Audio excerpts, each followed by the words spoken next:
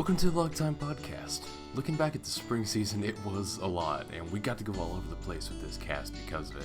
So join us as we talk about some high-headed concepts like which character we are from Hitoribocchi, or how uncomfortable we can make Matt. Get on in here.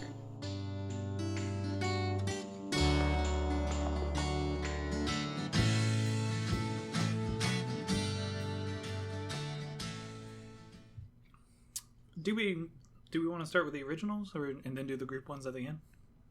Originals? Do you mean like the originals? Ones we are you're really feeling the sake early on? No, aren't you? I actually am not. That was mostly joking. The individuals. Sorry. I don't know. I mean, like, I'm okay with that. Just like in general, like what a wild season the spring 2019 season was. Yeah. You think so? You guys watch more than me, so I mean, you're going to be a better judge of that than me. Like, I mean, I guess, what really makes it wild? Like, I was gonna say it's pretty mundane.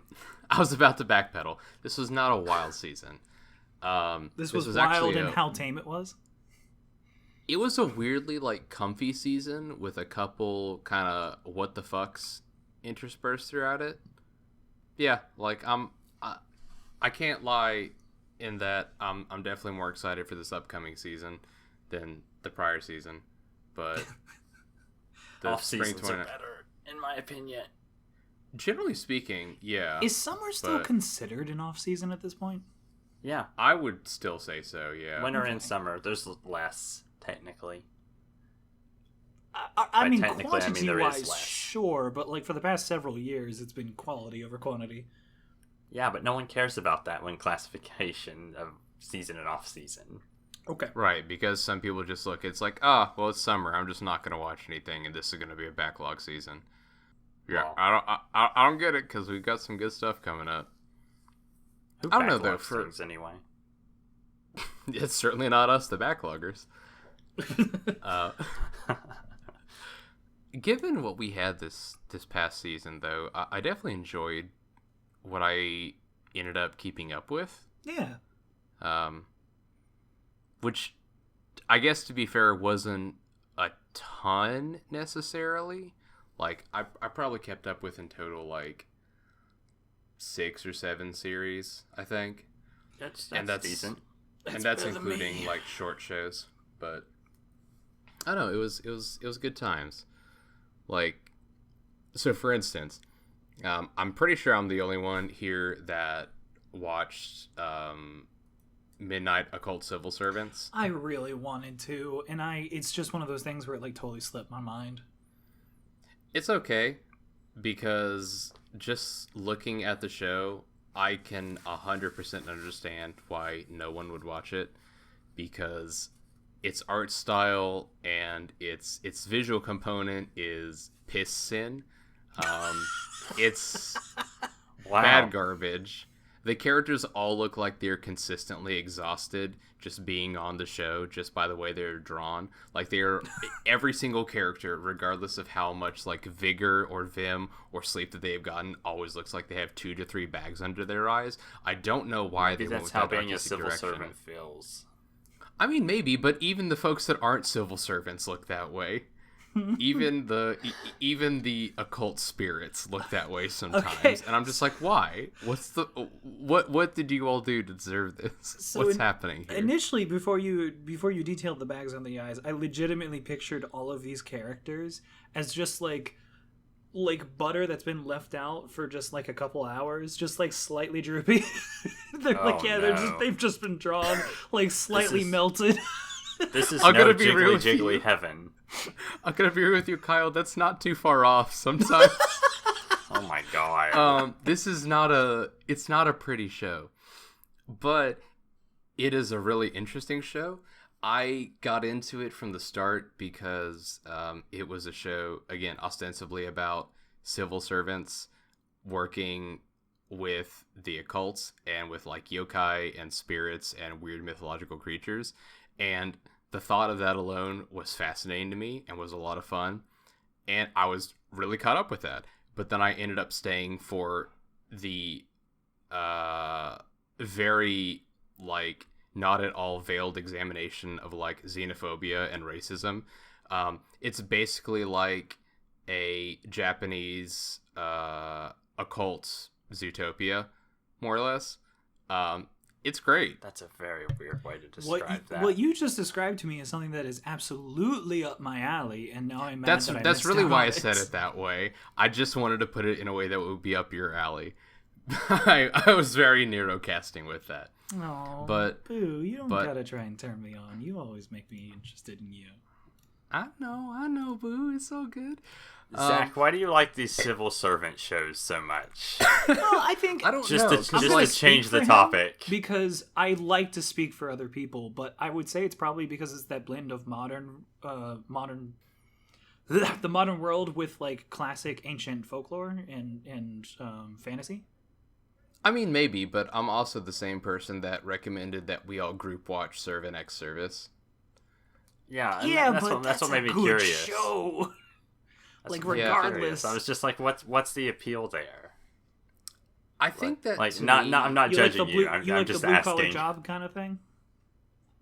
I mean, I'm gonna agree with you. Yeah, if I could switch my career path in any way, shape, or form, it would probably be some kind of social work, which is a weird thing for me to look for in anime.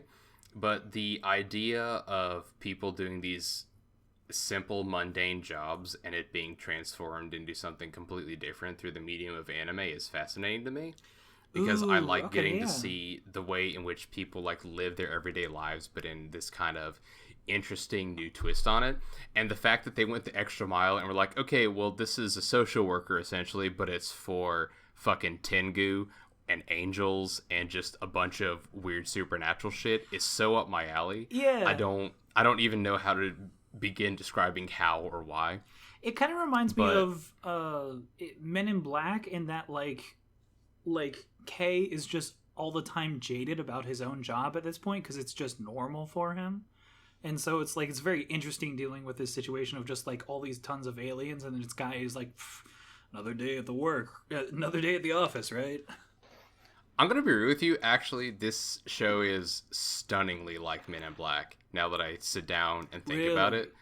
Yeah, because we have this new up-and-coming worker, Miyako Arata, who kind of gets in on this job and has no idea that it's actually about working with the occult or creatures of this nature. And for some reason, he is like the reincarnation of this Japanese historical figure, Abe no Seimei. Whatever, it's bullshit. But because of that, he has this thing that is called the Ears of Sand, which allows him to understand these other creatures, and no one else in his job can. So while everyone is like, we don't understand these anothers, we don't understand these occult creatures, so we're gonna do what we can, or just kind of treat them as like inhuman entities, and kind of treat them as second-class citizens. But Arata's like, okay, but they have feelings and they have needs and wants and etc. And if you just fucking talk to them, like we can get things sorted out. So to me, it's really interesting to see how it goes from this kind of interesting fish out of water situation to being like, I just signed up to do a social work job and you're putting me in charge of dealing with fucking mythological creatures. What are you doing? And going from that to having a full-blown discussion of, I mean, are we actually going to burn down this football stadium full of occult creatures because they're imposing on this space? They're literal living creatures. We can't do this. You're literally like looking to do a genocide thing. And it's fascinating. And it's really interesting to see a show this season that is actually about something that's kind of allegorical to like real world issues and conditions. But also literally no one talked about it. I didn't see anyone talking about the show at all. Probably because, again, it looks like piss shit garbage. But, That's so disappointing to me, though, because, like, that entire thing is just like, oh my gosh, that's fucking beautiful. Yeah, like, it's really cool, and it's an interesting way to convey a lot of ideas and discussions that matter a lot, but it's doing it in such a way that, again, beginning of the season, I did not think it was going to do this. I just thought it was like a weird kind of quirky slice of life work show, and it turned into a lot more than that, even while kind of keeping that central core. So anyway, I don't have a whole lot more to say about it other than if that sounded even remotely interesting to you, you should definitely watch it because it's a lot of fun and it's very thought-provoking and interesting, and it's a absolute shame no one watched it. Yeah, I'm gonna have to make up for that after this season and just like sit down and marathon that. Yeah, Matt, what were you saying? Oh, I was just gonna say it's kind of sad that they like when you have like such a large season and like there's always those big shows that just overshadow all the smaller ones in terms of discussion, and that's not a bad thing. It's just like that's just how it is, like with anything. Yeah, because I mean, like some big shows really deserve the amount of discussion that they get, but and then like just the smaller ones, just like they have a bad quality. Someone tries it and says nope, and then that's the only person that tries it because that's the only time you hear about it. Yeah, it's sad. It was like The Price of Smiles last season. Whatever. It happens. Yeah. I still am super salty that I'm super bitter about that one. That's why I brought it up. I'm bitter. That's fine. It's a good show to be bitter about that no one watched it because God, it was good. Yeah. But anyway,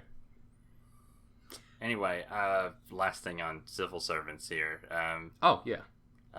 It kind of reminded me of that interview with Monster Girls. I think that's what it was called. Oh yeah, the one that.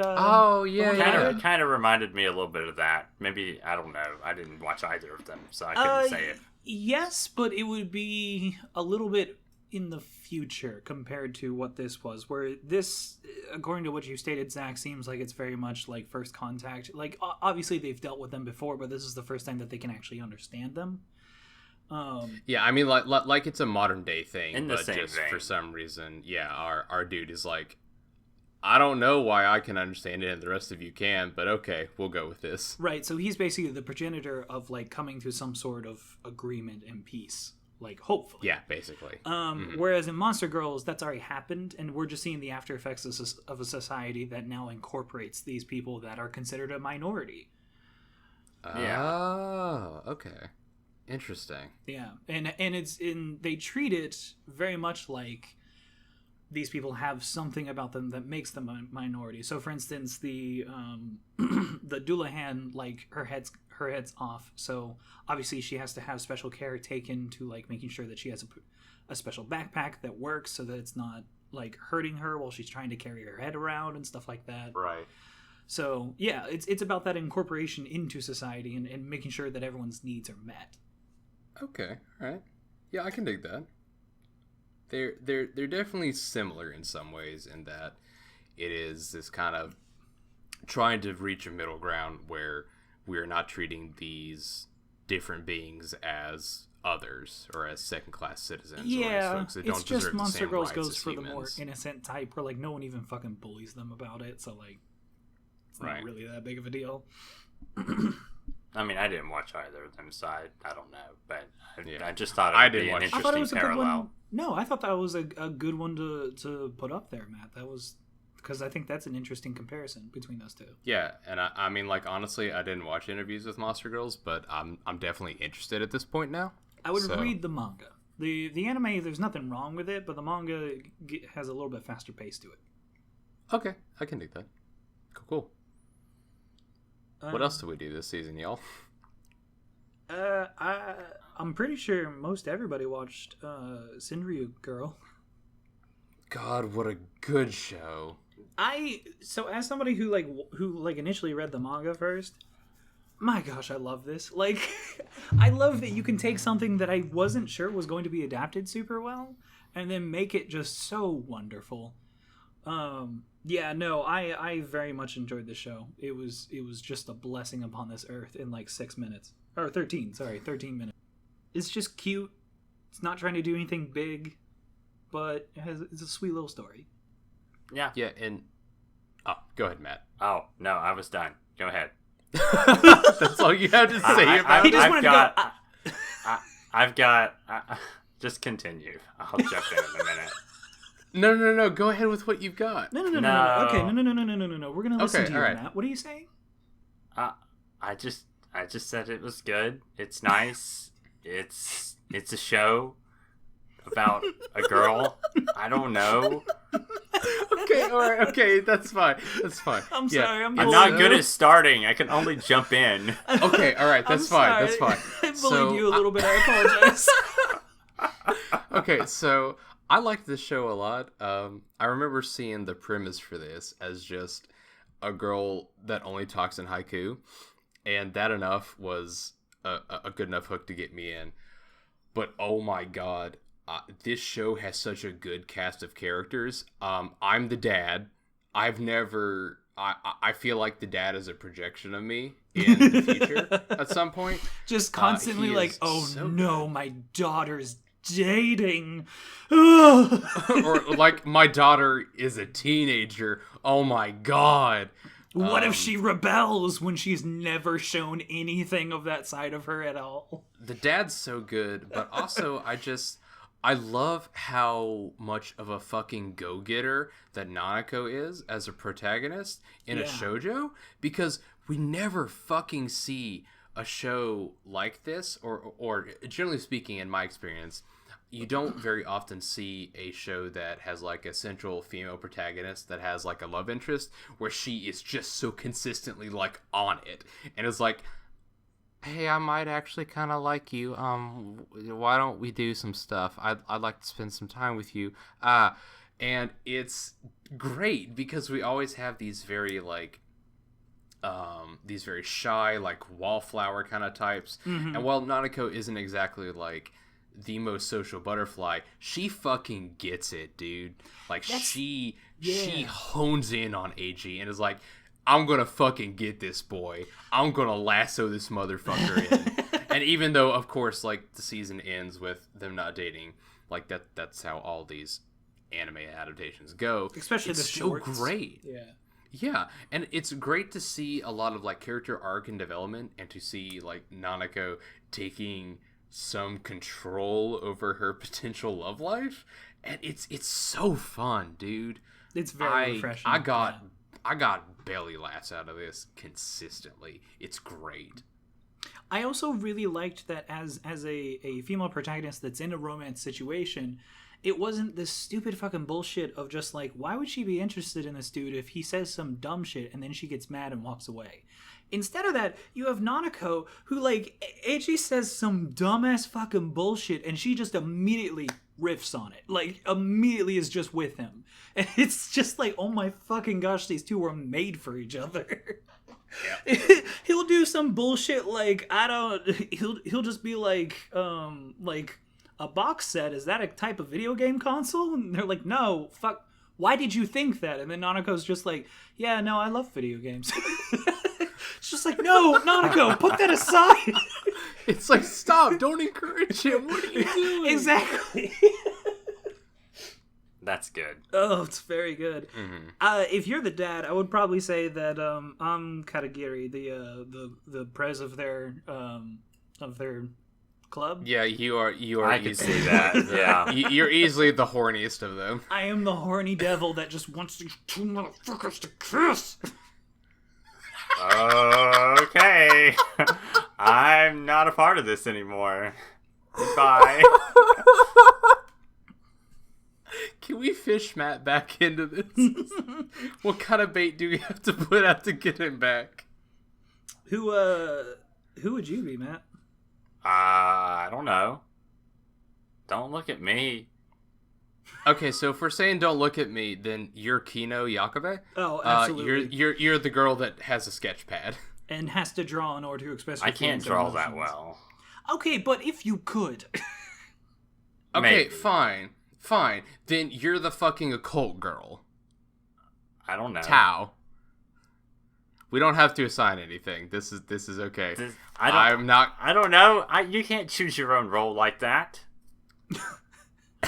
Okay. All right. I'm sorry. I guess in summary, it's very good.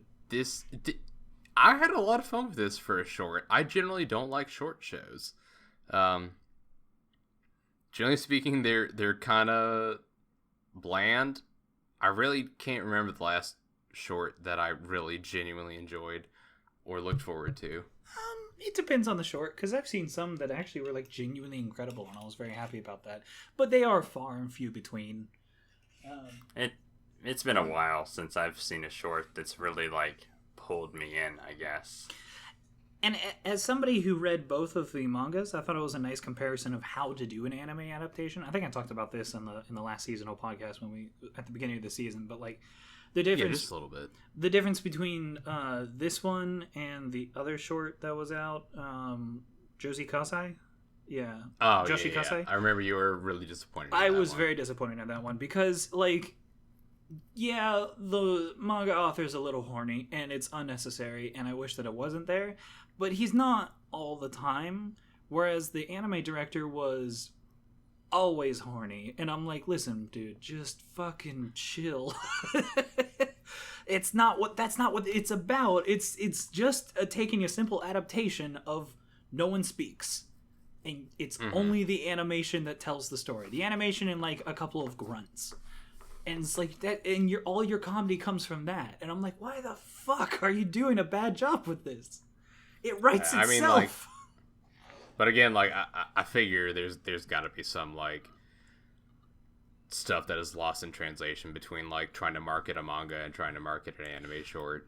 I guess so, yeah. And maybe they were trying to like where this one is like technically shoujo, and the other one probably comes off as like a shonen thing or something like that. I don't know why. Maybe that's why, but. Shorts are just weird in general, though. Shorts are definitely weird. Oh, though, I do have to say, last thing I have to say about the show, Ordinary Love, best ED of the whole fucking season. What a banger. God, it's good. Well, I was watching some of it today, and yeah, the ED's pretty good.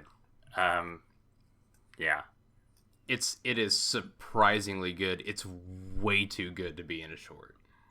I love like little OPs and EDs like that are like just genuinely way too good to be in the show that they're in. It's like, I mean, like, and I guess it's not really fair because I like it a lot. Yeah. I guess it's not fair because Senryuu Girl is a really fucking good show by its own right, but like I would never imagine that it was this good an ED to be in a short show. Man, so, when it like cuts to the pan up to the sky or whatever the fuck, and then all of a sudden you start hearing that staccato guitar with the echo. Oh, dude. Oh, with that reverb. Oh, it's so good. It's good. Yeah. It is killer. I like it. Yeah. Speaking of things that you like, Matt, what did you watch on your own? I watched Isekai Quartet. Yeah. Okay. I'm interested in this one. Yeah, so like it's a combination of a couple of isekai shows, right? Like fucking Overlord and ReZero. It's got Overlord, ReZero, Konosuba, and Saga of Tanya the Evil. Yeah. Oh right, yeah. I've seen half of those. It is mind-boggling to me how much people are like, yeah, that fascist show? Damn, I love that show. it's popular. Yeah, that's the fucked up thing is that like we even did a podcast on it, and we're like, let's be honest though. Let's be honest though. Like out of all the, I don't know what you call this, fascist adjacent shows that are out there. Yeah. Like I mean, I'd rather watch Tanya the Evil than fucking Shield Hero. Like, that's absolutely, yeah. Like, not even on the same playing field. No. But like, Tanya the Evil, they very much describe her as, oh, this is a fucked up individual.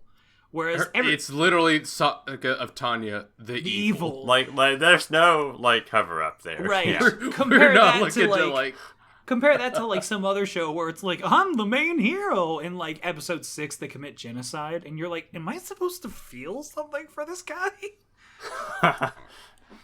Yeah. But anyway, Isekai Quartet. Yeah. I'm fascinated. So, Isekai Quartet is just exactly what it says on the tin.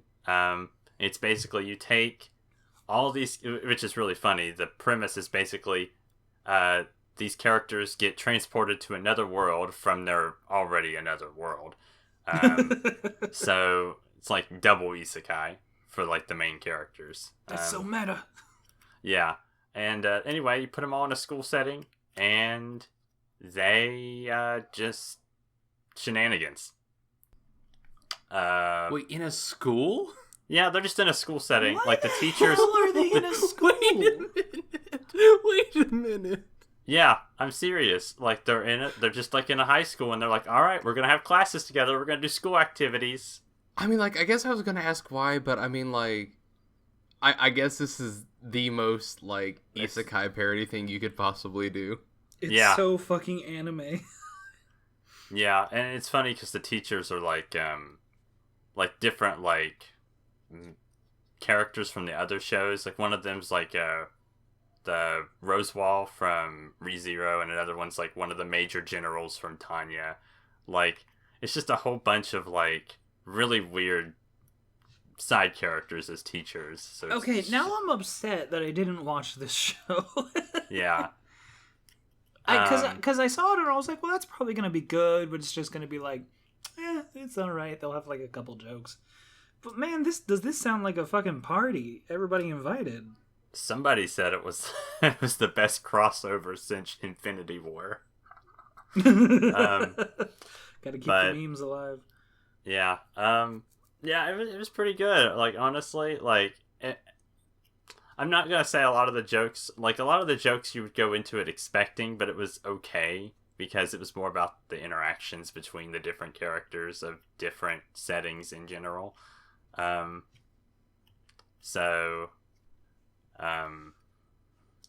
mean, that's pretty much what it was, just shenanigan show, and apparently the author, or the writer for the anime, he apparently went around asking the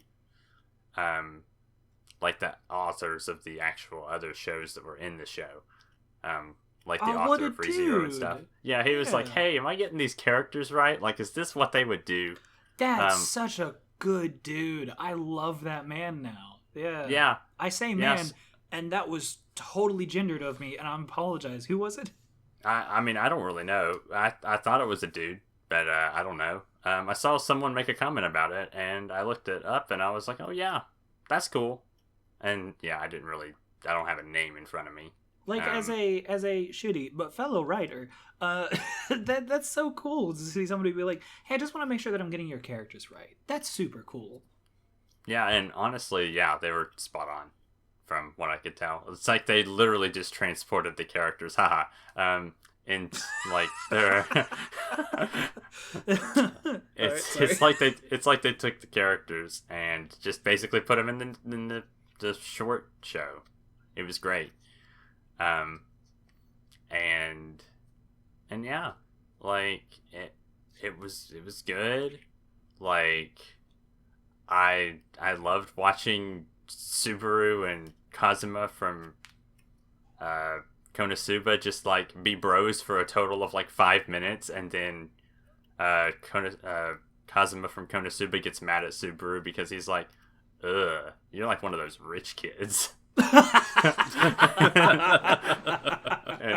and then like they were totally bros for like all of like 3 minutes, and they're like, "No, fuck you." Oh wait, you work for the 1%? Fuck you. Yeah. Well, and another thing was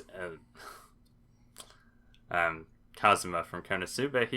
He's like, "Why you got all those girls around you?" He's like, "I don't have any of that around me." Like, excuse me. Well, yeah, I guess he was mad about the competence of Subaru's quote-unquote harem. Well, okay. Versus his. How many die and come back jokes did they do for Subaru? They did a couple. Come on, man, don't hold out on me. This is my car boy we're talking about.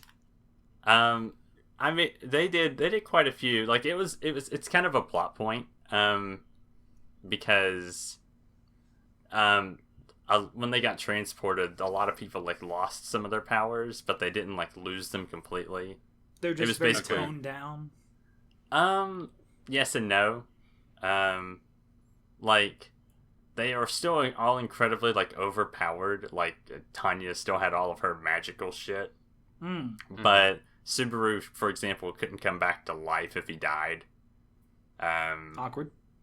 Yeah, it was like basically they established a rule like if you die in the game, you die in real life. Except yeah. But yeah, like honestly, it was pretty good. Like it was a lot more than what I expected out of it, and I'm glad of what I got. So I know all of these characters except for I don't know the horned girl. Is she from Overlord? Yeah. Okay. I don't know a whole much about Overlord myself, but honestly, the way the show pitched it, I was like, huh, that's not how I thought about that show before. Because I originally thought it was like kind of like a Sword Art Online adjacent sort of thing. Like that's probably doing it a disservice in of itself. But yeah, I remember. I think the original synopsis was like felt a little Sword Art Online, but then as the seasons went on, you start to understand. Oh no, it's just from the bad guy's perspective. Yeah. Which made it a lot more interesting. Yeah. So, like I was one of the. I was just gonna say that. Pretty much that like just watching the show made Overlord seem a lot more interesting than I thought it was. So I've been meaning to get into it. It's just like it's one of those things where it's like Attack on Titan where it's like 4 fucking seasons deep and I'm like, oh boy. That's the thing. Like I'm definitely interested in it after because I'm kind of like you, Matt. I only really this season got some sense of understanding of what it actually was, and now I'm like, oh, that sounds really cool. There's almost 40 episodes of this. Shit. I'm 3 seasons in deep, and I haven't even touched it. Yeah. Gosh, imagine if if I'm gonna do that, I could watch a whole like season of JoJo and catch yeah, I was gonna say, imagine if you just like randomly fell in love with like JoJo or DBZ, and you're like, how many episodes I got? And you're like, oh no. Yeah, I did some math, and if you wanted to catch up with JoJo's Bizarre Adventure from the beginning, I think there's like 150 episodes. Oh my god. I got a bit of a ways ahead of me. Abso-fucking I only watched the first season. Okay, well you've only got 125 to go. Well, that's at least a little bit better, so. I'm not even to the cool part apparently. If it's for charity, I would that's fighting words. Part 2, Battle Tendency, is so good, and it's still kind of my favorite. But I haven't watched all of season 4 yet. I have been reading the manga. Anyways, that's neither here or there. Anyway, it's not Isekai Quartet. Isekai Quartet. Oh, by the way, Isekai Quartet's getting a 2nd season, and there's apparently going to be transfer students. Transfer students? They're going to add more characters. I don't know who they're going to add, but they're going to add more, apparently. I don't know. Listen, whoever said the Marvel Cinematic Universe was the greatest crossover ever. Yeah, well, they already made that joke, actually. Yeah, I already made that joke when you, went away for a second. Yeah. Damn it. All right. Yeah, no, if honestly, I think, like, introducing more anime into this and having that same writer who like is going up to all the original writers and being like, hey, are these characters like this? I'm totally down. Like, I'm totally down with somebody that's gonna like stay that true to form. I wanna watch the whole damn thing.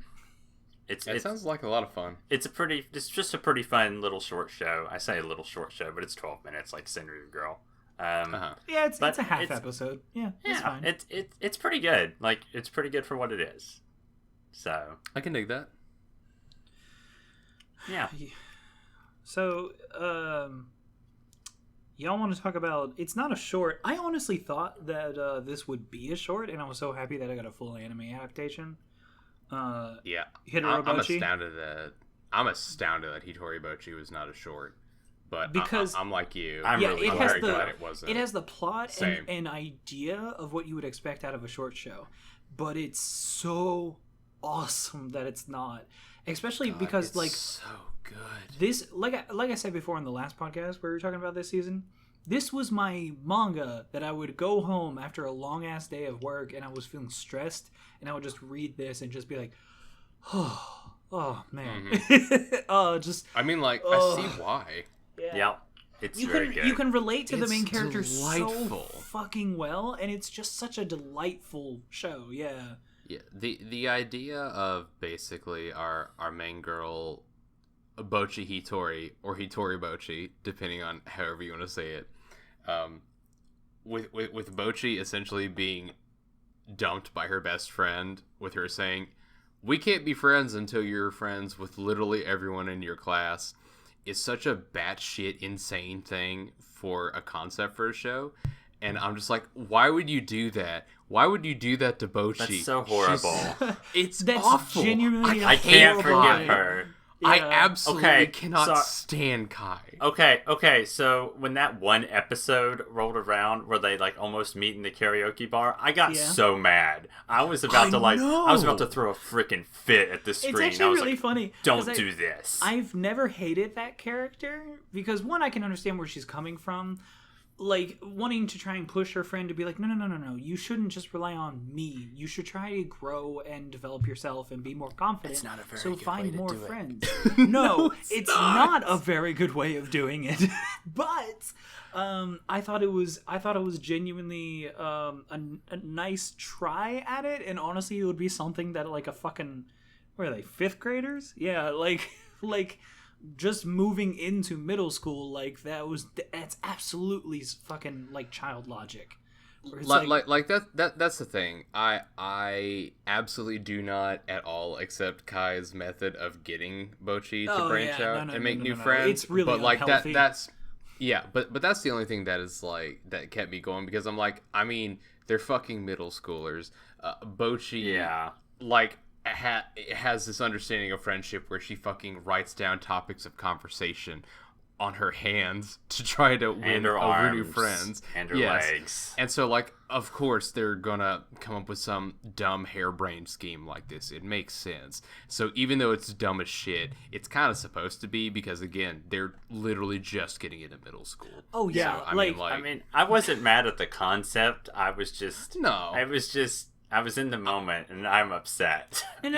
Yeah, I'm I totally protective get you. of Bochi. I I'm totally like, get Kai, you. how dare you? This is my daughter. What are you doing? I will say, Step away. in the manga, by this point, we've had a few cutaways to Kai to see like her version of the situation. And we've also had a few crossovers of her meeting up with Bochi and having a couple conversations. So like my viewpoint is just like that from the manga, where it's like, it's Kai and she's all right. She made a bad choice, but she's trying, and she's really trying to encourage her. Interesting. Yeah. So like we had conversations between the two of them, like in real time, that we just did not get in the anime. Right. It's only a couple more. Interesting. It's like one or two more in which they're like walking down the street and they each have their like group of friends, and Kai's like, I see you're like, Kai doesn't want to address her, but then Bochi's like, Kai, I see you're doing well. I'm doing well too. I got 2 friends. Please don't hate me. And Kai's like, I would never fucking hate you. You're fine. And then Bochi's like, I'm gonna do better. I'll see you in high school. God, Bochi's so good. She is such a blessing. Bochi is a delight. Her basically like a general anxiety disorder is just like such a mood. All Like, the characters are a mood. Yeah, I'm gonna Depending agree on with what you. day Like, it is for me. Yeah, you have 4 different ones to choose from. It's like, which of these am I feeling today? Am I feeling fish out of water or Sodaka? Or am I feeling like I have just completely fucked everything as Aru because I'm unlucky as hell? Or am I feeling like a snarky little dick like Nako? Or Who's sometimes misconstrued as like a gang leader or like in middle school. I'm actually really sad because there's a couple of other characters on the manga that by this point Bochi's friends with, and they're fucking great. They literally have nothing to do with the plot, and so I completely understand why they are not part of the plot currently, but it's fucking great. Like, you see a couple of times that girl that has the fucking like the like eyes on her like blindfold to sleep with. She literally, her whole thing is just that she sleeps through every single fucking class. That's so good. Why did we not get her in the anime? That's also a mood. But like, it's Oh so my great God. because she's sleeping all the time. She actually has a lot of energy, and so like whenever Bochi's like, "Hey, hey," and she like talks to her, she's like, "Oh, Bochi, I've heard about you. You want to be my friend?" Like immediately. Yes. Nice. It's so good. That's very good. We don't get a lot of screen time from like her other friends because like I love Student Rep who is like, I don't need friends, they just disappoint me, and has to be like That's also she's a actually mood. no, she is though. Because later on in the manga, you start to uncover that the reason why she says she doesn't need any friends is because she's like, no, because I was taught that you have to be strong. And in order to be strong, I came to the conclusion that you have to be strong by yourself. And so, like, she's constantly chasing strength. Yeah, that was in the anime. Yeah, but there are multiple times in which she's, like, constantly chasing strength. And then Bochi says something nice to her, and she just completely just falls. She's flustered and she doesn't know what to do. I love it. Yeah, that's a good character. We don't get enough of her, and we don't get enough of like Drill Twin Tails, the super rich girl that we get in like the last 2 episodes. Oh gosh, it was really cool She's that they delved into her a little bit. There are so many good characters in this show. I want a ones. season 3. I want a season 4. I want a season 5. I want a season 2. We have to get a season 2 first. Yeah, a season 2 would be nice. But like Matt, basically what you said is like, I love this show a lot, but I love it specifically because every single character is a fucking mood on any given day. Yeah, and it's great. Yeah. Yeah, oh, gosh. I think I relate a little too hard. I feel like most days I am Sotaka, the foreign exchange student, and then half of those days while I think I'm Sotaka, I'm actually Hansho. just like fucking up everything, Aru. Yeah. I mean, like Matt, your icon on Slack for the last like month has been Aru. It has. So I mean, if don't tell us something. I definitely feel somewhere in between Aru and Nako on most days. I was gonna say, if I had to put you as like one most consistently, it would be Nako. Yeah. Absolutely. Yeah. But Aru is a close second. It would be Nako, Aru, and then on the occasional time in which we're bullying you, it's Bochi. I don't see any Bochi in you. I see it a little bit, but maybe that's just me. That doesn't mean bully me more, though. Okay. Right. You got that inner strong. Okay, I'll try not to. I want to, by the way, appreciate that forever ago, because I was paying attention to the manga. Mm-hmm. If you're on AnyChart and you look up the original creator Katsuo, his image, or his or her image, is just this girl eating a giant baguette. And I'm down for that. I had that as my I had that as my profile pic on a couple different websites for like 6 months. I was like, that's amazing. That's really good. It's just that makes a lot of sense, actually. I love her face because it's so fucking determined. Like, fucking, I'm gonna eat this baguette. I'm gonna eat the whole damn thing. I love it. All right, it's good. All right. Anyways, yeah, that's a thing. I definitely really wish we had more of Student Rep Chan. She's so good. She's so I want more. I just want a second season. Yeah, me too. Like, that's actually. it. Give me a second season. I mean, this anime deserves it.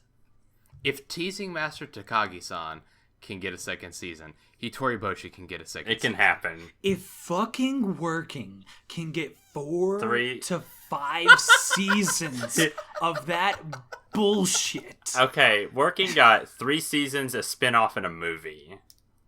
Okay, an OVA like that's I like said, the length of a movie. If Working can get the equivalent of Fucking 5 Christ. fucking seasons for a shit all nothing happens anime, then you can give me my fucking bochi.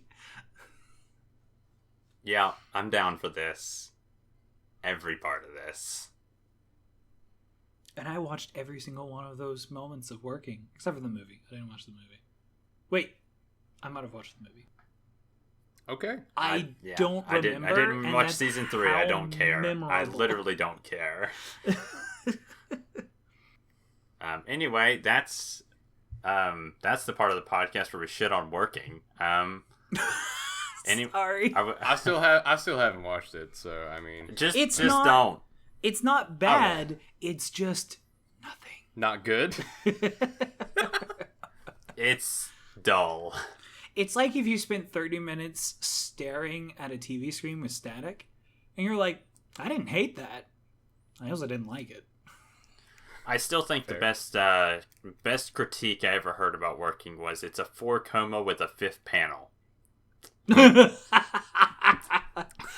Oh, that's good.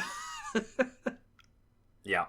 I that was a critique I heard one time, and I was like, yep, that nailed it right there.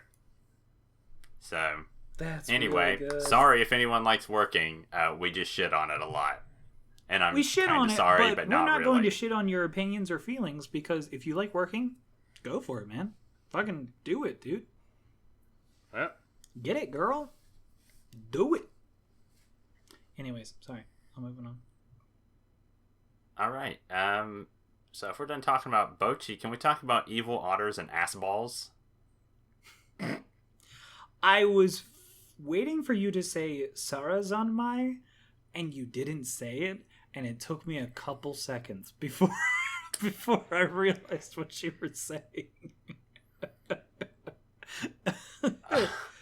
I think that Sarazanmai was probably my favorite show this season. Of the ones that I saw, which granted are not many, I saw like fucking 5 shows, and of those I finished like 3. Sarazanmai is hands down my favorite. I like Sarazanmai. Sarazanmai? Sarazanmai. Sarazanmai. Sarazanmai. I stuttered. I stuttered. Ka. But yeah, I don't know. I don't know if I consider it my favorite, but it's good. It's good. Okay, so like, given everything else that is like solely in this season, that's like not a carryover to another season or leftover from a previous season, fuck me, Sarazanmai is good. I'm personally I love Sarazanmai for what it is, but I also love it as like another work from Ikuhara, especially after we did our cast on Mamoru Penguin Drum. Because wow, holy fucking shit, this is such an Ikuhara show. We've done. Have we done any This others is like of his? no, No, this is Pikuhara. This is Pikuhara. I feel like some people would argue with you because they would absolutely say that it was Revolutionary Girl, but Utina.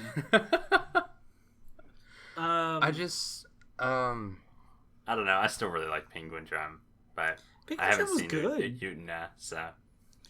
I haven't seen Utena either, but I honestly, after this, and that it's legally available now, I think on fucking High Dive or some shit. Hell yeah! I would really like to watch it. It's available somewhere. Do you I don't know. want to watch that together? Maybe We could. we'll find out. But goddamn, dude, like. I thought it was funny as somebody who did not watch this show until like the last couple of days, where I marathon through it. I was like, why do everybody love Ryo and Mabu? Now, granted, they're great dancers, and they're Ryo and Mabu, Best dads ever. They're best dads ever. They're great dancers, and they are entertaining. But I was like, but they're like really douchebags because they're like turning people into evil people. And then I got to like past episode 6, and by the way, like I think it was episode 5 or 6. I was fucking bawling while watching this show. I was like, how am I crying this only a few episodes into this? See, But like that's the thing. Sarazanmai is such an incredible bait and switch because yeah. I came initially because I was like, okay, Map is doing this show. It's also Ikuhara, and there's some like weird butt stuff going on. I'm curious because Ikuhara is about to do some weird shit again. I'm here for it. And you know, I came for the odd description of the show, and then I stayed because I got very attached to these characters very quickly, and I was just astonished with how much development they had over the course of 11 episodes. Yeah, only 11. No, yeah, it was one of those things where like I didn't initially love those characters until like halfway through the series, and then I realized these are the best gosh dang gay characters I've seen in forever. And not only do they do the like bait and switch where it's like, oh no, it's a bury your gays situation, all of a sudden they're like, no, they're fucking alive, fuck you. Everyone's fine. Everyone's okay fine. by the end of this. The gays get to be happy, and I'm like, oh, that's so nice. And they're just so good for each other. Like, Specifically Rei. And then on top of that, the main cast. Like, it was a weird time when I stopped, because I stopped end of episode 2, in which there is a non-consensual kiss. But then... Yeah, I can understand how you would definitely be a little like, about that. I was That's like, where you'd stop for a long time. Yeah, I was like, let me move on to a couple of other shows and come back to this. But nobody was like complaining about it online. They were like, nobody was really bitching about it, which is saying something, because my Twitter community is usually pretty up with that. And so I was like, okay, well, I'll give it a shot. And then it's like immediately into episode 3, it was like, oh fuck, I shouldn't have done that. I'm so sorry. Really shouldn't have done that. And then like moving on from there, you see this wonderful like relationship develop between all 3 of these characters, and I'm like, this is the fucking greatest show of this season. Yeah, I just for honestly, in terms of like the plot wise, like yeah, that show was actually pretty well put together. Like I remember watching Yuri Kuma, another Ikuhara show that aired who knows how many years back. Yeah, you're the only one of us that's seen that. It was not put as, it was just as interesting, but it was not put together as well plot wise. Is a little like nonsensical or something. It was a little bit more over the top and crazy, which made it interesting to watch, but also made it make less sense. So, Okay. like it was more of a style thing than it was a plot thing for me, at least. But yeah, I think that's what surprised me the most about Sarazanmai, was that the plot was fairly well put together. And because sometimes Ikuhara likes to go pretty deep, and it still went pretty deep. Yep. But it felt relatively grounded for the plot line that I read, going into the show. Yeah. Yeah, he didn't go... He didn't go so super weird. hard, but and I kind of missed that a little bit, I think. But I also respected that the plot was left intact and what came out of it was still pretty good. That's fair, because I mean, as much as I loved like Mawa Penguin Drum, sometimes I was just watching an episode and I just kind of, my eyes glazed over because I was like, what's happening? I love what that are you feeling, trying though. to get at? I do too, and I'm not saying that's a bad thing, but like I also very much appreciate his style of being a little more straightforward with things, because like I feel like that he is able to put together, or he's able to direct an experience in both ways. One that is more specific and direct, and one that is a little more abstract in its execution. Mm-hmm. Yeah, Though, I feel to like... be fair, like in the last episode, like we had a big fucking otter literally say, "I'm an abstract concept." So that definitely happened. A little So, on the I mean- nose. It is a little bit, but at the same time, I appreciated the openness, and I appreciated like the unbelievable amount of tongue-in-cheek there. Otters are just an abstract concept. It's Like, are you fucking kidding me? It's like Come he took his on. like past 15 years of making anime, and he was like, right, so some people have come back to me with a few comments. Yeah, it's like this is my Reddit Q&A. Yeah. Let's talk. Like you get towards like the end of the season and he starts doing a like full explanation of like the otter is a concept. It's a metaphor. It's not a literal thing. It's like, no, we get it, dude. We get it. But at the same time, like I appreciate that for this anime, he was like, hey, I'm going to do a bunch of like weird ass shit. But then I'm also going to explain it for you, just in case you didn't quite get it. It's like Ikuhara Light. For somebody that's like just getting into Ikuhara, this is a beautiful way to start. I would say like this, Penguin Drum, and then pick your poison, Utina or the Kuma show. Because like, Yeah. I think both of those are very, very abstract. They're like, Utina especially is a fantastic show, but it's super abstract. I mean, we say it's super abstract, but we also have a girl turning into a F1 sports car. So, you know. But there's a metaphor there. Your mileage may vary. Literally. Oh my god. Oh no! You did it. Yeah. So yeah, I guess it's just a matter of preference on what kind of Ikuhara you like to see. But this is a side that I hadn't seen of him before, and it is just as good as the other side. So it's obviously both very competent on either side. So. And it's able to tell its story in 11 fucking episodes, where it's like, no, we don't need the full core. That's all right. Yeah, like, we can do holy 11. shit, dude.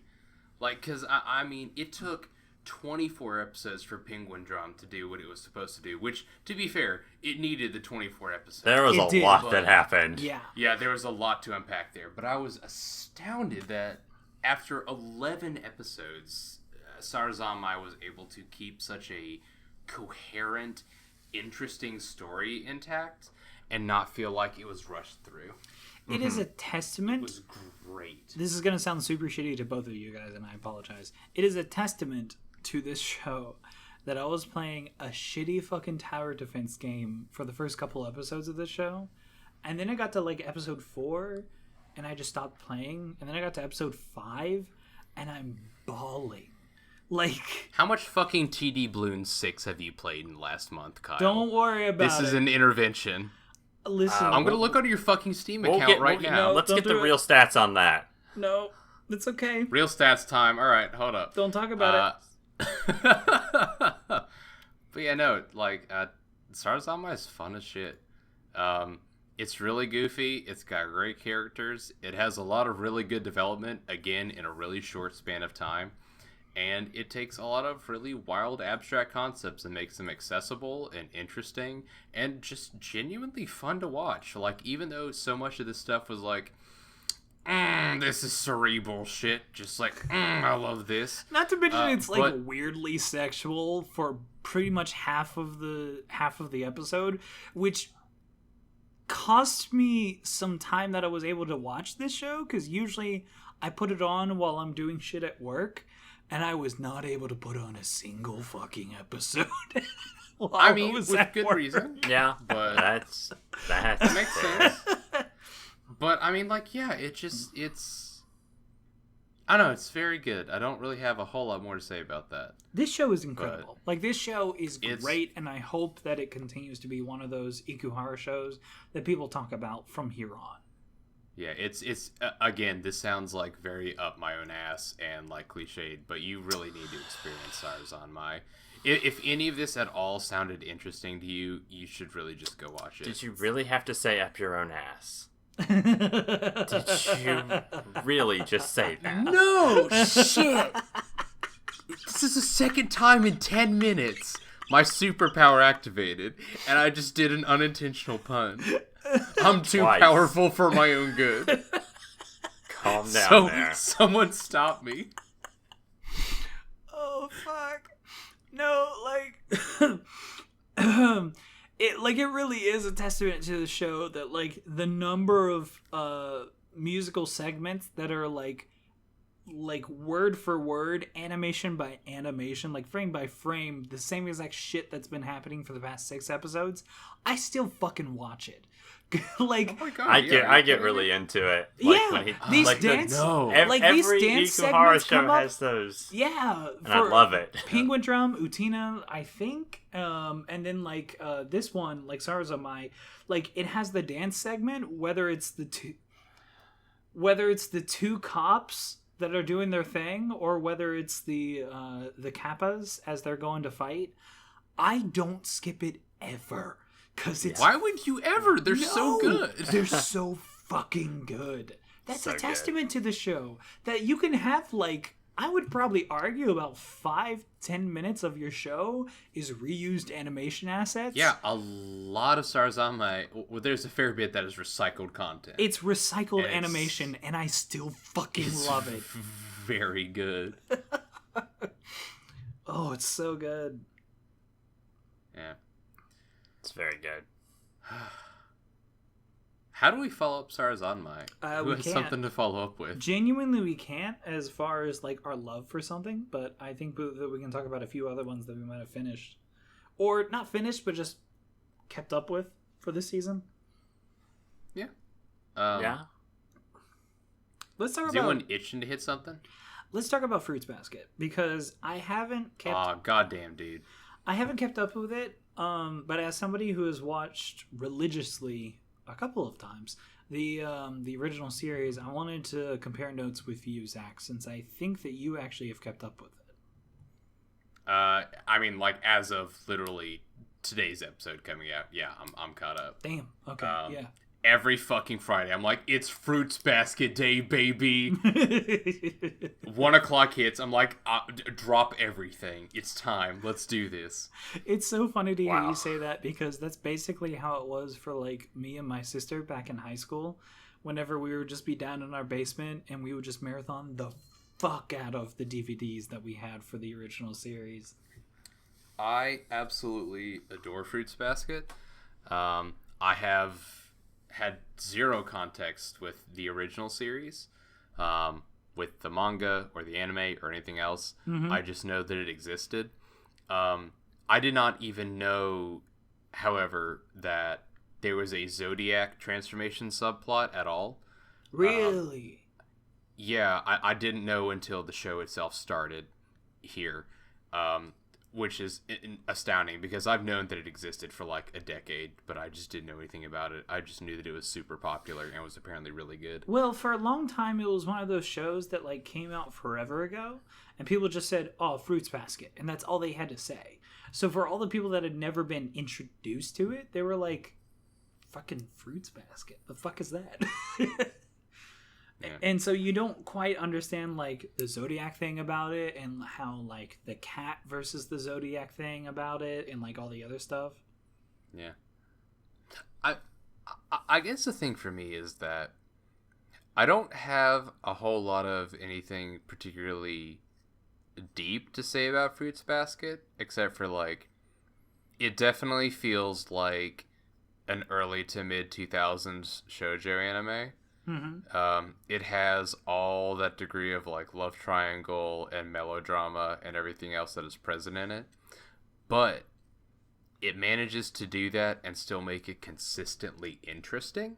Yeah. And it is able to craft a cast of characters that you genuinely come to care about, because there's maybe been like one member of the Zodiac that has been introduced at this point that I have not been like, oh my god, you precious baby, come here, let me protect you. And it's really interesting to see this kind of show where it seems outright that it's going to be a harem, and then it's like, haha, but we duped you, it's actually not. There's like maybe 3 characters that are love interests at this point, and it's like, oh, that's refreshing. And it's also weird to say that is refreshing at this point, but after having gone through like the harem hell of the last like 10 years. 5-ish years. Yeah. Yeah, I guess you're right. After having gone through so many, it's nice to just see a fucking love triangle. Which, again, is batshit insane to say. Yeah, it's one of those weird things where it's like, you think about it and you're like, well, it's one of those things where you're like, oh man, love triangles, that was a thing. And then you think about it and you're like, oh fuck, that was a thing. Yep. It's so interesting to see how this is very much a reworked product of its time. And... which, as far as I've seen so far, has done a wonderful job reworking it into a modern age. Yeah, it really has. And I don't have any real issues with it.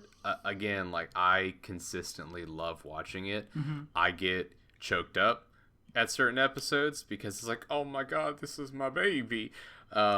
Or it's like, don't hurt each other, or oh my god, what a tragic backstory you've got. Mm-hmm. And so, like, it keeps just adding layers and layers and layers of this drama to it. And I feel as though I've come across a lot of shows like this that have had this same degree of, like, wah every episode. But Fruits Basket makes it feel genuine in a way. And I can't exactly describe why that is. But the way that it has set up Toru and the rest of the actual Soma clan has been so genuinely interesting and heartwarming and genuine. And again, I don't know why, but there's just something about the way that the show has been constructed. It's just got that sort of like a je ne sais quoi about it. Yeah, I feel like if I would try to define it a little bit better, I would say that there are many shows that have done this thing of like a million different characters with a tragic backstory, and a lot of those tragic backstories are interlaced. But Toru as a character is one of those amazing characters that is able to cut through that, because she's just so genuinely helpful and loving and optimistic, even to people that she's barely met. And because of that, it allows her to connect with these people that, like, have been waiting in this bullshit for decades. And then finally they come to the realization of, like, maybe it could be better. And it... Yeah, I guess that's fair. Because I feel like a lot of other shows would do this kind of thing, and it would just feel consistently, like, really edgy and overdone. Hand-fisted? Yeah, it's like, oh my god, every character is just... blue, just tragic. Well, yeah, and it's also... and a lot of shows try that and completely fall on their face.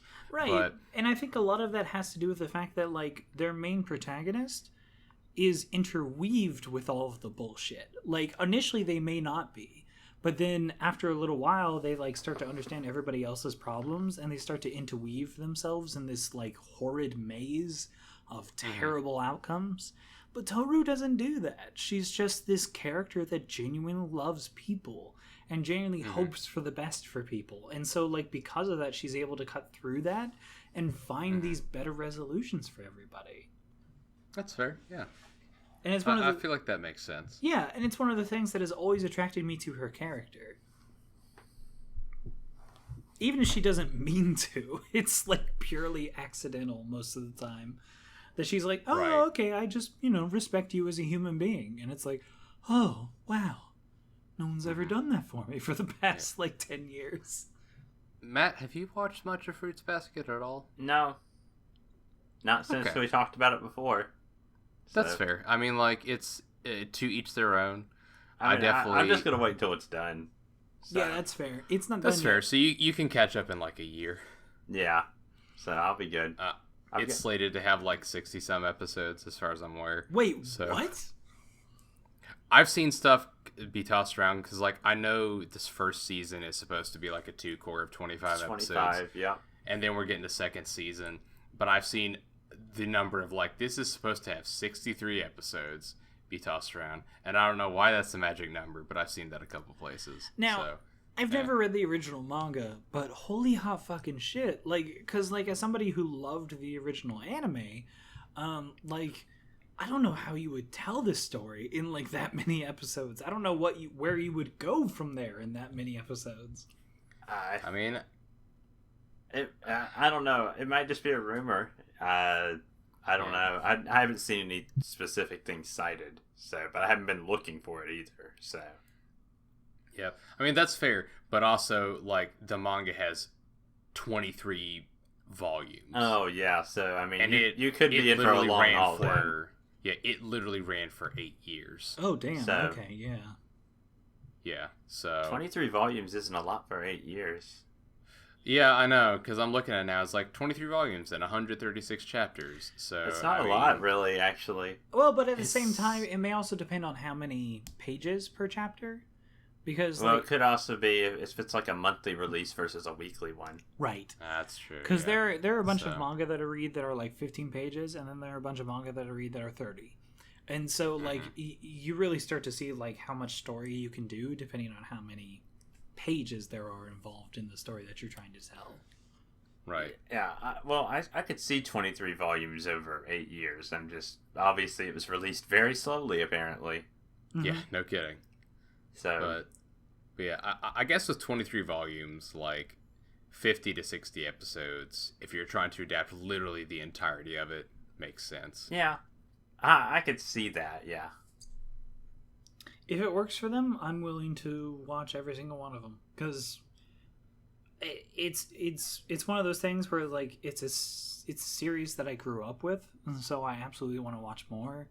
But at the same time, the way that they've handled the adaptation of as far as I've seen, I'm like, yeah, no, I absolutely want to watch more. I want to see what they do with it. Yuppo. Any other ones? I think I've watched like bits and pieces of Carole and Tuesday. It's one of those shitty things where in America we're just restricted. We're not actually able to watch this show, which is shitty. Oh yeah. I keep seeing bits and pieces of it, and I'm like, this probably would have been my pick for the entire season, but I am not able to watch it legally. So, I think that one, it's going to continue into the next season, so I'm hoping that Netflix releases it as like what they do is a season 1 and season 2, and it's actually a 1 core and 2 core. I'm hoping that I can get the 1 core and watch through it and see how fucking amazing this show is, because apparently it's great. I've seen a couple of musical numbers from it, and just animation-wise, it is just off the charts how much dedication the team behind this is putting into it. That's cool. Yeah, so I thought that was neat. What else have you guys watched? I mean, I really haven't watched. Well, actually, let me look. That's what I was gonna pull up. I meant to get to Demon Slayer, but I didn't get to it. Did anybody keep up with that? I didn't keep up with it. It was gonna be a 2 core. I don't like watching 2 cores like when they first air for whatever reason. I like waiting until they're done. Well, yeah, because you have more episodes to just kind of like marathon through. But yeah. I think it's worth mentioning at least because I remember hearing from you guys the first podcast that we did on this season that it was actually really good. I mean, I've heard some mixed responses. Like, I heard some people be like, well, this is dumb. And then other people, like, and this is in the past week or so, people are like, it's a generic shonen. And then other people are like, no, this is actually really good. So I'm like, I mean, I don't really know.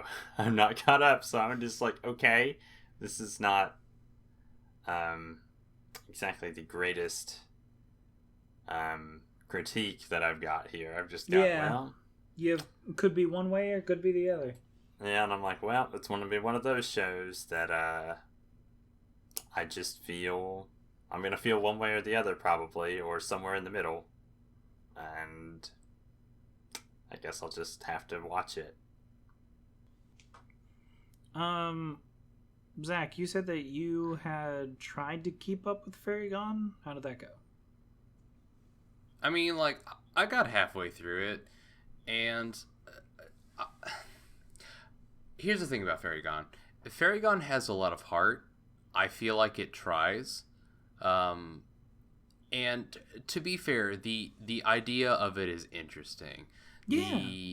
The concept of fairies as a sort of symbiotic entity that fuses with you and you can do battle with it and such is interesting.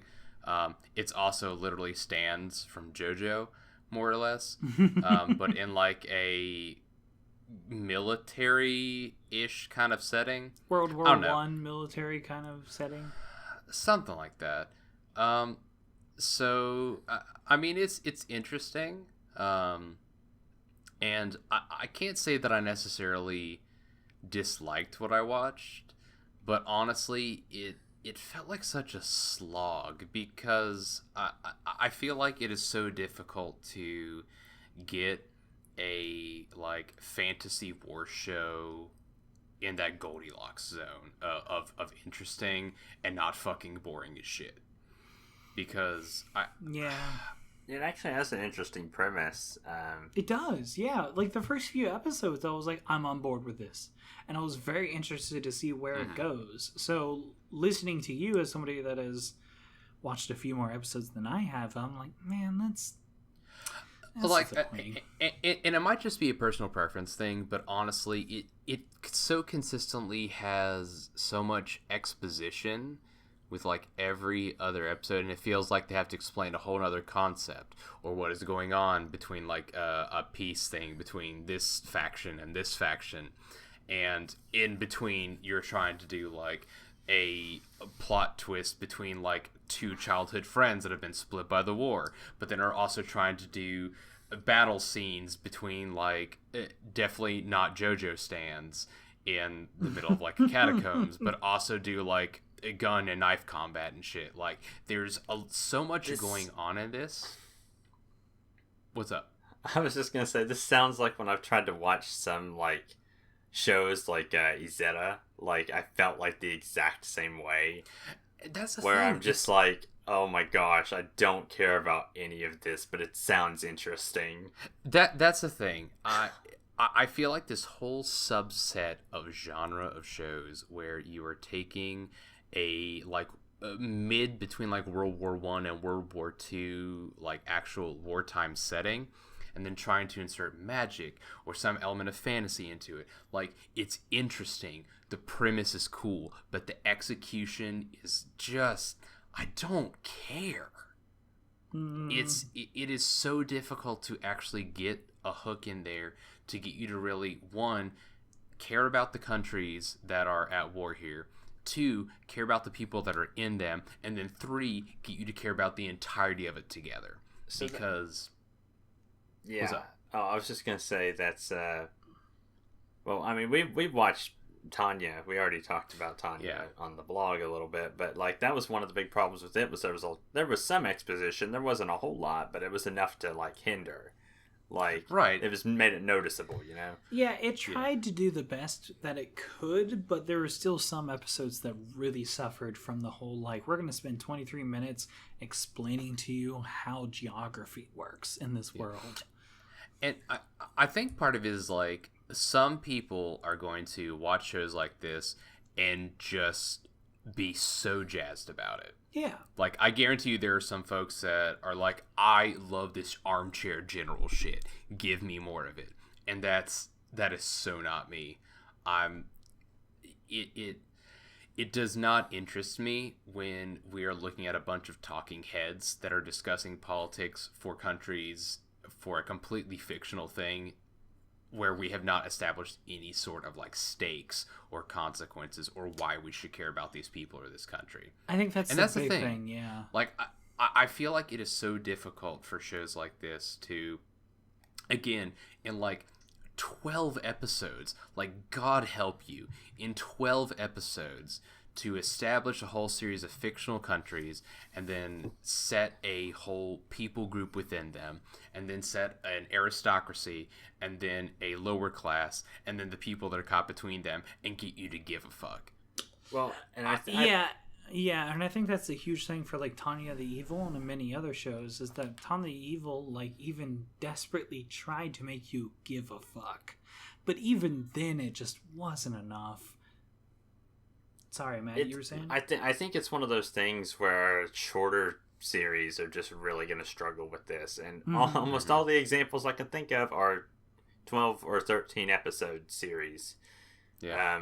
So I honestly think that if you're going to do that, you really need more format so you can spread out your exposition, because like otherwise, I mean, I don't want to sit. Some people like it. I'm sure some people aren't going to care. I'm sure I'm sure it's great if you can get past it. But yeah, it's such a barrier, you know. It's a barrier for several. I don't want to say like everybody, but it's a barrier for some people like us. But like there are a lot of shows, well, not a lot of shows, but there are some shows that can do it right, because again, if we look at like The Price of Smiles, it essentially is taking the central idea of we're with two warring factions, and like they're technically like a future sci-fi thing, but it's still kind of the same base concept. It is countries at war, and there is some kind of element in the war that is not in our current time.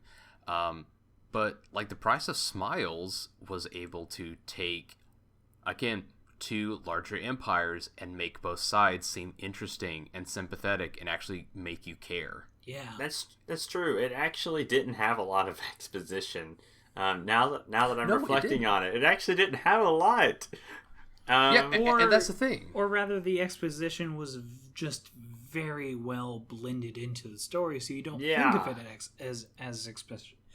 Right, because that's the thing. Like, it's good to learn about these countries and things of that nature that are actually at war, because to actually care about them, you have to know about them. You have to understand what their relationships with the rest of the world are like.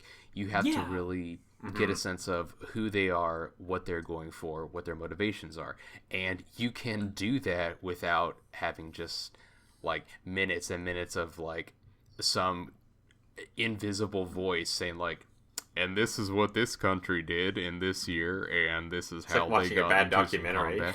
Yeah, it's like I can go to the fucking History Channel and watch something like this if I want to, about a real ass place. I'm not that interested in a fake ass country you made up. Well, so like shows can do this, but it's so difficult to actually get to that point where you were actually making something that feels that worth engaging with or getting invested in. Well, and I think it reminds me of, for instance, the Lord of the Rings trilogy, the books. If you like read through them, it spends like 5 fucking paragraphs talking about one fucking tree. Compare that to like the movies, in which it's like, oh, okay, we can show the tree, and then all of a sudden it's just better, and we understand everything, and we get what we need to know, and then we move on to the lore and why that tree matters to the overall war that's going on, and various things like that. It's just a difference of adaptation that just does such a better job with it.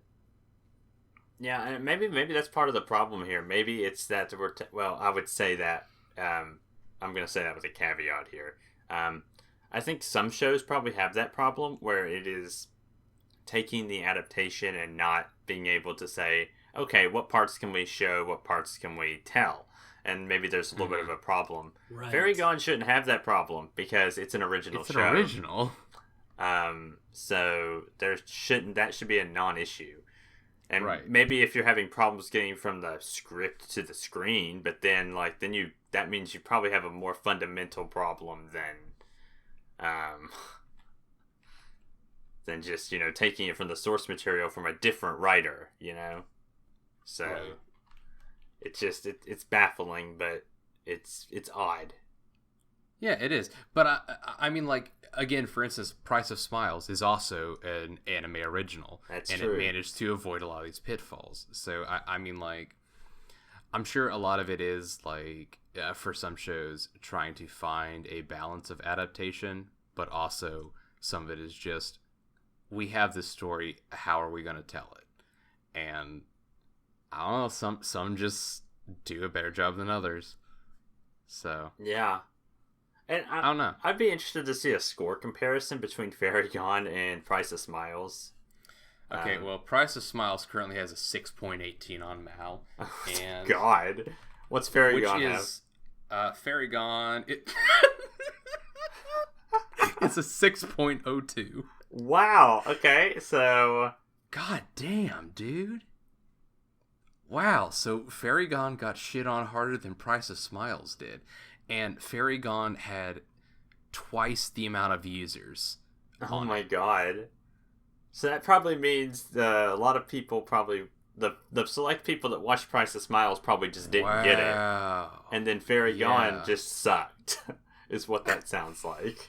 I mean, I guess. I don't fucking know. I mean, that's just a speculation. I have no idea. But right. It's Mal anyway, so variance. Yeah, it's not a good measure of like quality or anything else. No, but that's just what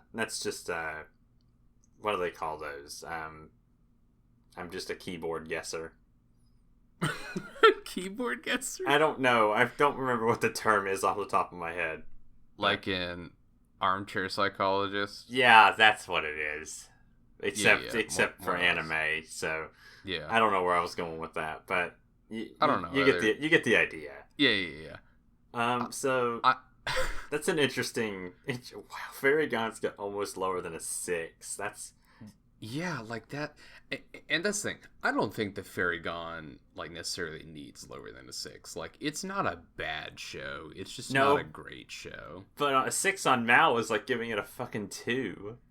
Yeah, I know. So I mean, like, I guess to be fair, I didn't really have any desire to watch it past the midpoint. So I don't know.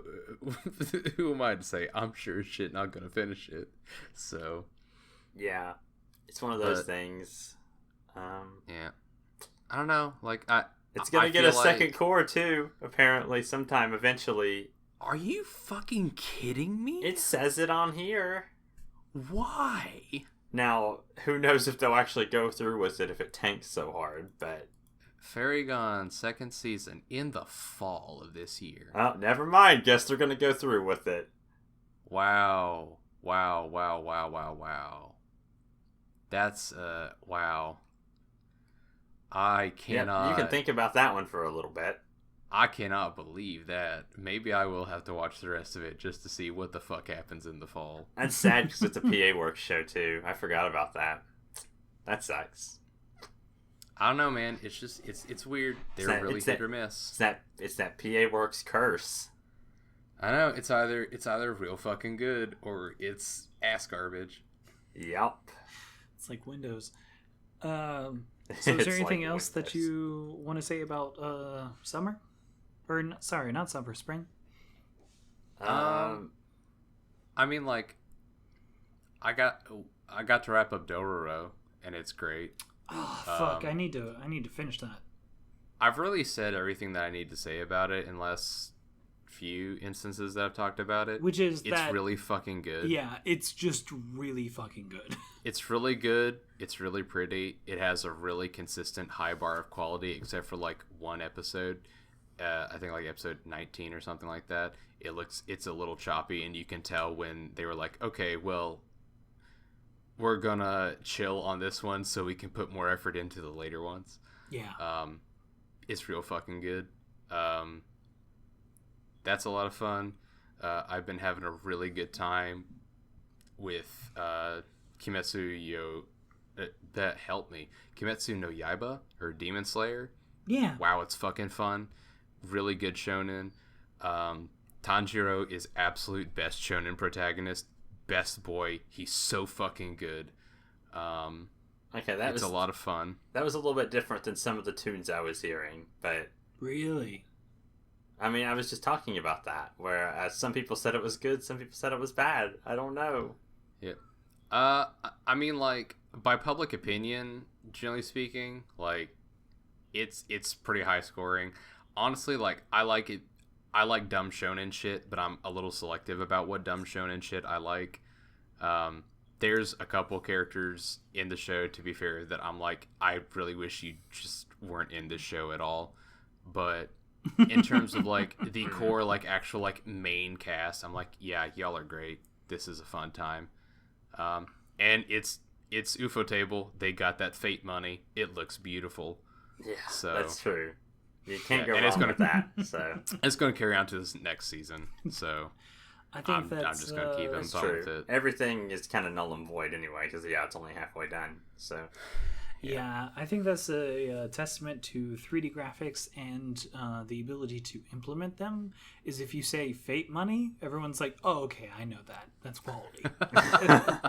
Everybody knows. Everybody knows. We know Ufotable animators are really good. So, lastly, I would say if you ever get the chance, if it's in any way, shape, or form available in your country, as somebody who's a huge fan of Ilya Kuvishinov, you should probably watch Birthday Wonderland. It's a movie. It's good, as I've heard. Yeah, I wanted to see that real bad. I want to see it so bad. But yeah. Has anybody actually seen the movie? If you can find not me, in this trio. Yeah, if you can find me a source of it, I've seen like a bunch of behind the scenes stuff. I've seen a bunch of like actual source stuff from the movie, but it's in like 2-3 minute segments. So if you can find me the whole thing, I mean, I don't even know if it even has like a copy out there. I don't even know if it exists. Yeah. Right. So. But yeah. What Matt, about one? Is there anything else? Oh, sorry. I was gonna say, what about One Punch Man 2? That kind of just disappeared off the radar. I think everyone just kind of decided to collectively shit on it because it wasn't. It wasn't Bones, and therefore everyone gave up on it. Really? Pretty much. That's the story that I've gotten. That's kind of shitty. Let me ask you this though: like, how's the actual quality of it? Because sure, it's not Bones, but how is the actual quality of it? And if people just gave up on it because it was a different studio? I really couldn't tell. I remember if someone watched the first episode and then said, "Well," but it was a big YouTuber. I think it was. I don't remember who it was, but I want to say it was one of the big YouTubers. Like I want to say here? To throw a name out there. I think it was Gigic, but don't quote me on that. Could have been anybody. But they said, well, they watched the first episode and it was garbage. So and that was the last I ever heard of it. So I mean, like, I'm gonna be real. I watched the first episode of it, and I didn't have a problem with it. It was fun. And once again, that's the first fucking episode. Most of the time, while they may be 3 or 4 episodes in, at that point they can take that comment, they can take that criticism, and be like, oh, "Okay, we'll make it better." I'm gonna be real. Like, the only reason I didn't watch through the whole season was because it's on Hulu, and I didn't want to sit through ads. That's fair. Yeah, which is good job, Hulu. It's a really, really dumb reason, but I just I can literally watch everything else completely uninterrupted through like High Dive or Crunchyroll or Funimation or whatever the fuck else. Right. So I'm like, I mean, I kind of don't want to sit through like 2 minutes of ads between stuff for like a fucking 20-minute episode of a show. Yeah, that's kind of dumb. Again, it's a first world problem, but it's one that I can choose to not engage with. So fuck y'all, I'm gone. And that's one of the things that I recently came across with, and I was like, why the fuck, as a child, did I ever put up with the fact that there would be 12 commercials for 2 minutes of actual like watching the show? Yeah, so I think honestly everybody gives up on those and just does whatever. Yeah. Because I think Hulu and Netflix are like the two acceptable ones at this point. Well, but even then, you pay a subscription for Hulu and you still get advertisements. I know, which is shitty. Yeah, compared to Netflix. Like, if it's Funimation, it's one thing, but Hulu is like another. So, yeah, it's like Netflix, in my deathbed, I will complain about the fact that Netflix holds shows until they have like a full 1 core or 2 core. But even still, that's better than Hulu. But again, just in the U.S. Just in Every the US. other country gets it. Every other country gets it, which just makes it even more infuriating. But fucking binge culture. Yeah. Weehaw. But even then, I will say that that's infinitely better than fucking watching it on Hulu. Oh, I'm part of the problem. Whoops.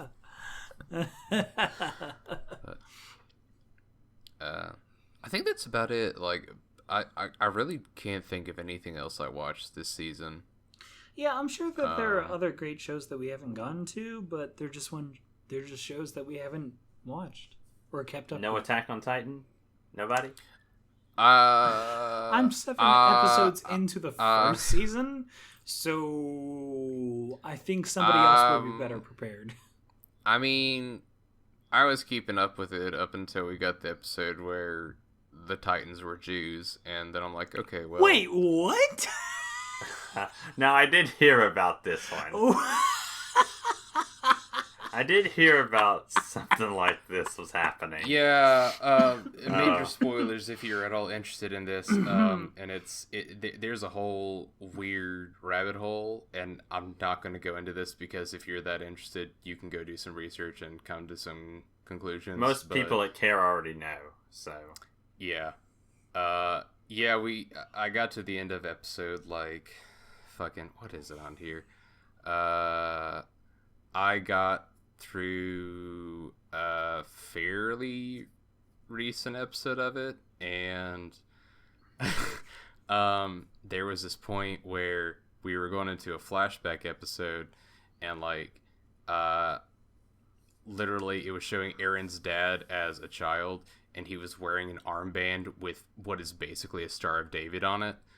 And basically everyone of that bloodline was put into a wall-surrounded ghetto, but they were all the people with the bloodline of people that could become Titans, and they're basically put as the villains, and I'm like, Oh, wow. All right, see, I didn't get the full context. I just knew, there's some really bad World War II imagery going on here, and I was like, uh-oh.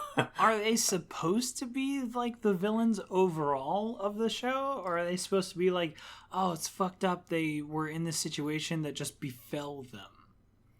I don't know, man. Apparently, like, Isayama has a secret Twitter that has some, like, World War II, like, anti-Jew sympathy shit. Oh, again, fuck. I haven't done a huge amount of research into it personally, but, like, just from what I've heard around Twitter, a bunch of folks dropped it like a sack of bricks.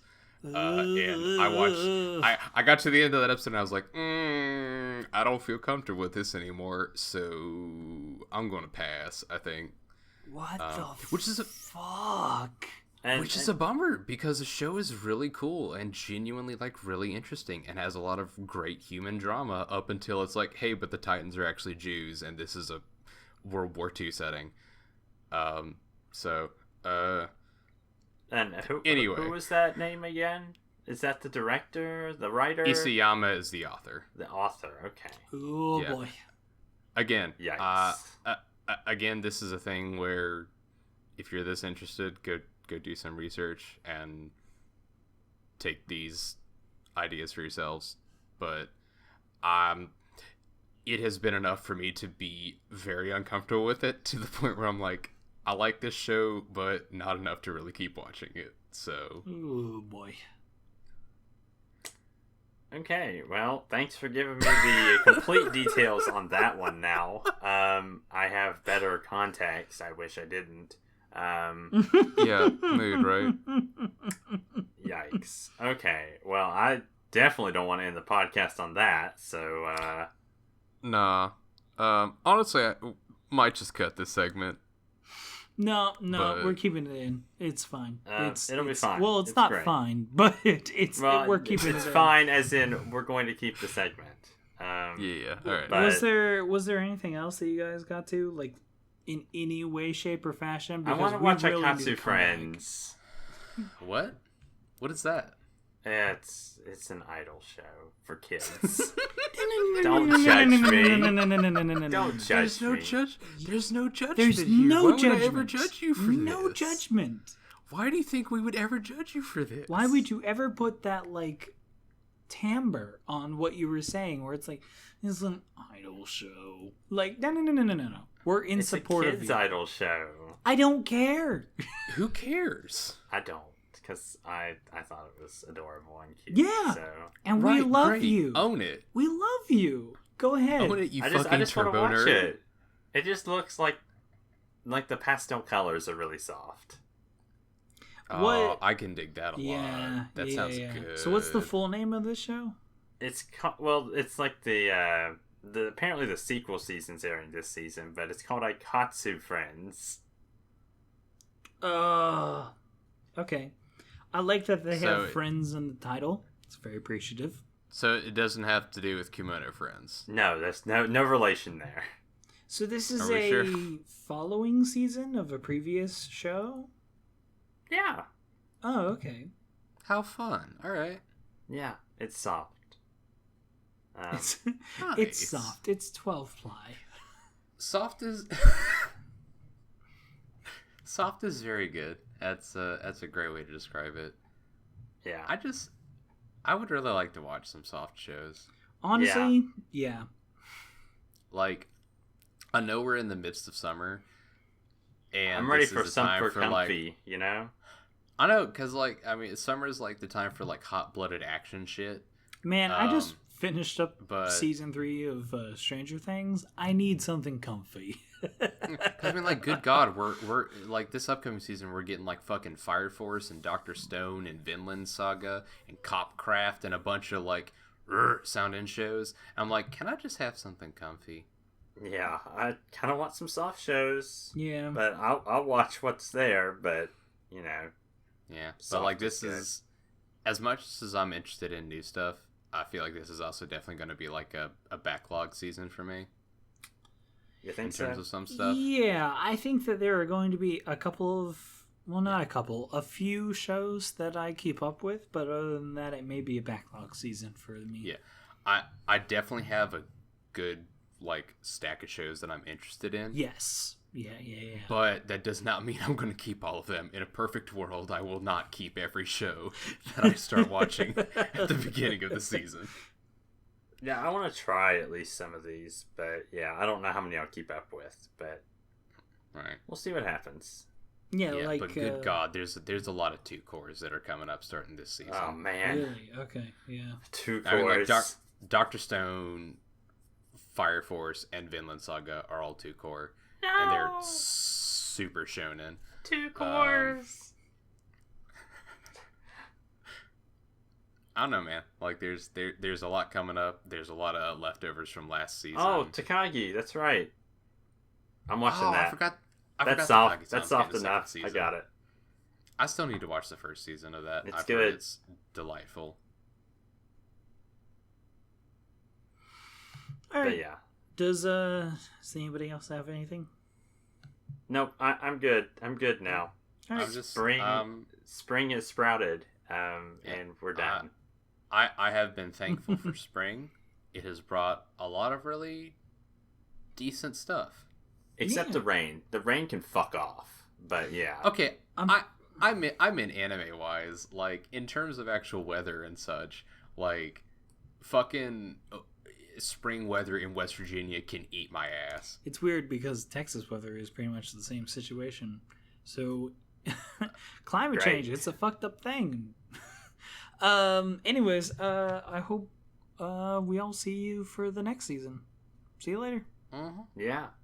Thanks Thanks for for listening stopping in. Bye. Bye. and joining us. Bye.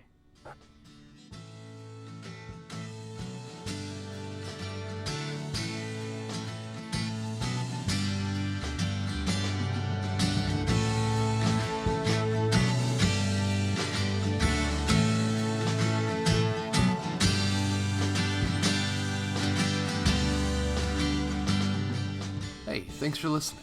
As always, you can find all our podcasts, articles, videos, etc. at thebacklogers.com.